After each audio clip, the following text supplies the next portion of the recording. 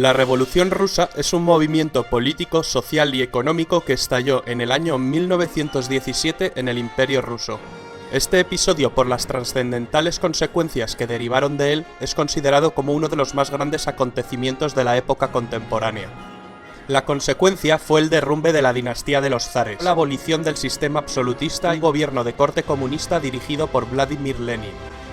Las consecuencias que motivaron la Revolución Rusa fueron: Rusia estaba en guerra con Alemania, se trataba de la Primera Guerra Mundial, entonces llamada la Gran Guerra. Las constantes derrotas que estaban sufriendo los ejércitos rusos en la guerra y las numerosas bajas llevaron al descrédito a los Románov, la última dinastía zarista, con Nicolás II a la cabeza. Años antes, en 1905, tuvo lugar una primera revolución tras la derrota rusa ante Japón en la guerra ruso-japonesa. Segunda causa, Rusia sufría una aguda crisis económica con escasez de alimentos para la población, que sufría una terrible hambruna. Era un país eminentemente rural y atrasado. La organización social de Rusia estaba basada en la más absoluta desigualdad, distinguiéndose dos clases sociales bien marcadas: la nobleza y el pueblo llano, casi todos campesinos. No existía prácticamente clase media. La tercera causa la encontramos en la esposa del zar Nicolás II, la emperatriz Alejandra, de origen alemán, tremendamente impopular y enemiga de cualquier reforma favorable al pueblo. Un año antes habían asesinado a Rasputín, médico y asesor de la emperatriz. Estas causas, unidas a un invierno muy duro, fueron el detonante que hizo saltar la revolución.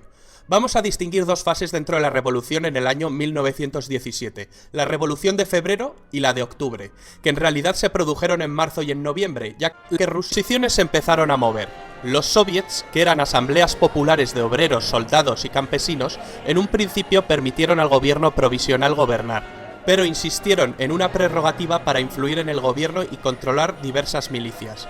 La masa de trabajadores y campesinos se politizaba.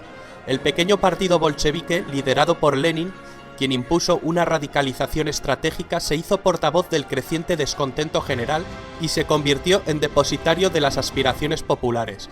Con sus grandes dotes de oratoria, comenzó a defender los postulados de Karl Marx, para sustituir el capitalismo por un nuevo sistema socioeconómico socialista e instaurar la dictadura del proletariado. Un frenesí por dialogar y exponer ideas se instaló en la sociedad. El gobierno de Kerensky cada vez era más impopular, incapaz de hacer reformas, se distanció de la población. Se siguieron mandando tropas para luchar en la Primera Guerra Mundial. Esto desencadenó revueltas populares. El gobierno provisional optó por la represión y comenzó a perseguir a los opositores. Lenin y León Trotsky planearon el derrocamiento del gobierno provisional para instalar el sistema comunista.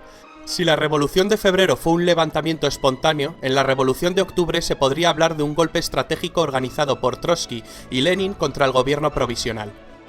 En la Revolución de Octubre, en Petrogrado, los soviets se apoderaron de los puntos estratégicos de la capital y asaltaron el Palacio de Invierno, derrocando al gobierno provisional.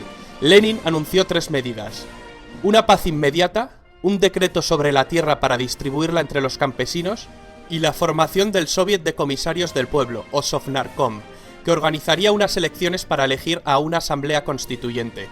El partido bolchevique de Lenin resultó derrotado en las elecciones. Lenin mandó disolver la asamblea, democráticamente elegida al estar en minoría. Esto desembocaría en una guerra civil. Los bolcheviques crearon la Cheka, una organización de inteligencia política y militar para aplastar cualquier tipo de disidencia. Sus métodos de represión no se limitaron a detenciones y fusilamientos en masa, sino que utilizaron brutales métodos de tortura. Aparecieron los primeros campos de concentración. El terror rojo había comenzado. En 1918, el que fuera zar de Rusia, Nicolás II, la zarina Alejandra y sus 5 hijos, que se encontraban recluidos en una mansión de los Montes Urales, fueron masacrados por un grupo de revolucionarios. La guerra civil que enfrentó al ejército rojo de Trotsky contra el ejército blanco se saldó con la victoria del ejército rojo. Se había impuesto el leninismo y la dictadura del proletariado. Se formó la Unión de Repúblicas Socialistas Soviéticas en 1922. El país estaba profundamente tocado. Una terrible hambruna mató a más de 5 millones de personas. Se pusieron en marcha una serie de reformas. El partido es dirigido de forma vertical, de arriba hacia abajo. El nuevo estado consiste en una pirámide de soviets en donde realmente el partido decide y los soviets votan lo que ha dicho el partido. En 1922, un Lenin enfermo deja su puesto. Se inicia una disputa por la sucesión entre Trotsky, el creador del Ejército Rojo y la cabeza más brillante del partido, y otros cabecillas. En 1924 muere Lenin. Iósif Stalin, un hombre al que todos habían infravalorado, se impuso contra todo pronóstico y sería el sucesor de Lenin. Trotsky fue expulsado del partido y finalmente asesinado. Stalin impuso un gobierno totalitario y sangriento y elevó a la Unión Soviética a la categoría de gran potencia política, económica, científica y militar del mundo. La Unión de Repúblicas Socialistas Soviéticas duraría hasta el año 1991.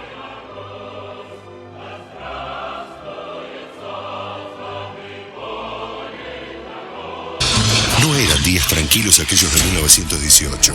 En ese mundo efervescente y en guerra, los estudiantes de la Universidad de Córdoba deciden que esa casa de estudios es mucho más conservadora de lo que se podía tolerar. La gota que rebasó el vaso fue el cierre del internado del Hospital Nacional de Clínicas a fines de 1917, sitio donde se estudiaba bien y los alumnos del interior tenían comida y casa asegurada. Las protestas confluyen en la formación del Comité Pro Reforma, que declara la huelga ante el rechazo de todas sus iniciativas por parte del Consejo Superior. La universidad fue un caos, hasta que el 23 de agosto, el presidente Irigoyen envió como interventor al ministro de Instrucción Pública, José Salinas, para que pusiera en marcha las demandas de los estudiantes: autonomía, cogobierno y libertad de cátedra. En las elecciones de las carreras se van imponiendo los decanos favorables a la reforma. Sin embargo, a la hora de elegir al rector, la asamblea viola los acuerdos con los alumnos y elige a Antonio Nores, un candidato del conservadurismo ultracatólico. Los estudiantes irrumpen en el salón y declaran una nueva huelga. Nores asume en medio de protestas e incidentes y con la universidad llena de policías. La Federación Universitaria de Córdoba exige su renuncia y difunde el manifiesto liminar, que recoge la adhesión de estudiantes, obreros e intelectuales de todo el país. Córdoba se redime. Desde hoy contamos para el país una vergüenza menos y una libertad más. Los dolores que quedan son las libertades que faltan. Finalmente, en julio de 1918, Nores renuncia al rectorado. Nacía una nueva universidad. Los principios de la reforma universitaria del 18 serán: la autonomía de las universidades respecto de los gobiernos, el gobierno compartido por profesores, graduados y estudiantes, la enseñanza libre y gratuita y la libertad de cátedra. La reforma del 18 se extendería como modelo a toda América Latina y sus valores siguen vigentes hasta el día de hoy, o al menos deberían.